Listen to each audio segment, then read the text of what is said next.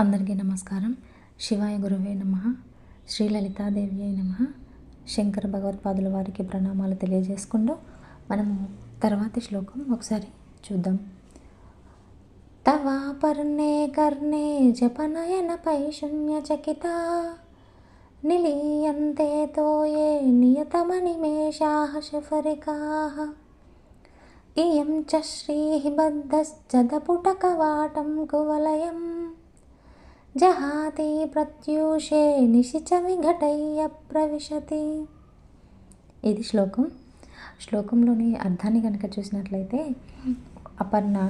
అపర్ణ ఓ తల్లి, ఓ దేవి, నీ యొక్క కర్ణ అంటే నీ యొక్క చెవులు ఏవైతే ఉన్నాయో అవి, ఆ చెవులు నీ కన్నుల దగ్గరలాగా నీ కన్నులు చెవుల దగ్గరలాగా ఉన్నాయి కదా.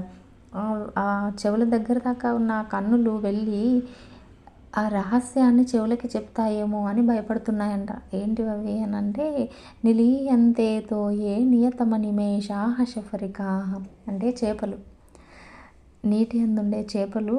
అవి భయపడుతున్నాయంట. ఏమని అంటే, అవి అమ్మవారి కన్నులు ఏవైతే ఉన్నాయో, అమ్మవారి కన్నులు రెప్ప వేయడం తెరవడం అనేది ఉండదు అని చెప్పి ఇంత ముందు శ్లోకంలో మనం దీనికంటే ముందు శ్లోకంలో చెప్పుకున్నాం కదా. అయితే రెప్ప వేయకుండా ఉండడం అంటే ఏంటి? చేపలు కూడా అంతే కదా, కనురెప్పలు అనేవి ఉండవు. చేపలు కూడా కళ్ళు తెరవడం మూయడం అంటూ ఉండదు. అయితే అవి ఆ కనురెప్పలు వేయకుండా ఉండడం అనేది అమ్మవారి దగ్గర నుంచే దొంగిలించాయి ఆ చేపలు.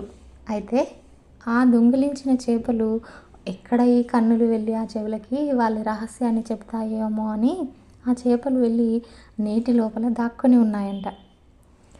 ఇయం చ శ్రీబద్ధశ్చదపుటకవాటం కువలయం. అయితే అవి నీటి అందు ఉంటే ఆ నీటిలో ఏముంటాయి? కలువలు ఉంటాయి కదా. అవి ఆ కలువల యొక్క ఆ రేకులు తలుపులలాగా మూసుకొని తెరుచుకొని ఉంటాయి కదా. ఎప్పుడు మూసుకొని ఎప్పుడు తెరుచుకుంటాయి? జహాతి ప్రత్యూషే నిశిచ విఘటయ్య ప్రవిశతి అంటే, అయితే ఆ కలువలు రాత్రి సమయంలో తెరుచుకుంటాయి కలువలు. పొద్దున్నే మళ్ళీ మూసుకొని అవి మళ్ళీ, అంటే ఆ కలువల్లో ఉన్నటువంటి ఆ లక్ష్మి నీ కన్నుల్లో నుండే ఆ కలువల్లోకి వస్తుంది. అంటే డే టైంలో పగలంతా నీ కన్నుల్లో ఉండి మళ్ళీ నైట్ ఈ కలువల్లోకి వస్తుంది. అప్పుడు కలువలు విచ్చుకుంటాయి. ఆ తర్వాత మళ్ళీ తెల్లవారుగానే, ప్రత్యూష అంటే పొద్దున్నే, తెల్లవారుగానే మళ్ళీ నీ కన్నుల్లోకి వస్తాయి. అంటే నీ కన్నులు ఇంకా ఈ కలువలు నీ కన్నుల్లో నుండే వచ్చింది ఈ కలువల్లోకి. అంటే అమ్మవారి కళ్ళని శంకర్ల వారు కలువలతో పోలుస్తున్నారనమాట. అంటే కలువలు ఏమనుకుంటున్నాయంట అంటే, మన అమ్మవారి కన్నుల యొక్క అందమైన రూపం. కలువలు అంత అందంగా ఉంటాయి కదా. అయితే అమ్మవారి కంటే అందంగా మనం ఏం కాదు కాబట్టి అమ్మవారే మా అమ్మవారి యొక్క ఆ అందమే మనకి అందాన్ని ఇచ్చింది అమ్మవారే కాబట్టి మనము ఓన్లీ నైట్ టైం మాత్రమే వికసిద్దాము, ఇంకా డే టైంలో మనం ముడుచుకొని ఉందాము అని అనుకున్నాయంట. అందుకనే అవి నైట్ టైంలోనే వికసిస్తాయంట. డే టైంలో మాత్రం అమ్మవారి కన్నులు అనే ఆ కన్నుల ద్వారానే కలువల్లాగా మనం చూడగలుగుతున్నామంట. అర్థమైందా? అదన్నమాట. అంటే అమ్మవారి కన్నులు ఎలా ఉన్నాయి అనేది వర్ణిస్తున్నారన్నమాట శంకర్లు వారు. ఓకేనా? ఇది శ్లోకం. మరి ఒకసారి శ్లోకం వినండి.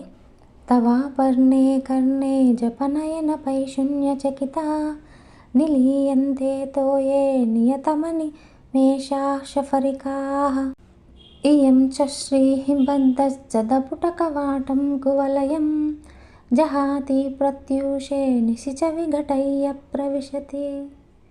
ఇదన్నమాట శ్లోకం. సర్వే జనా సుఖినో భవంతు.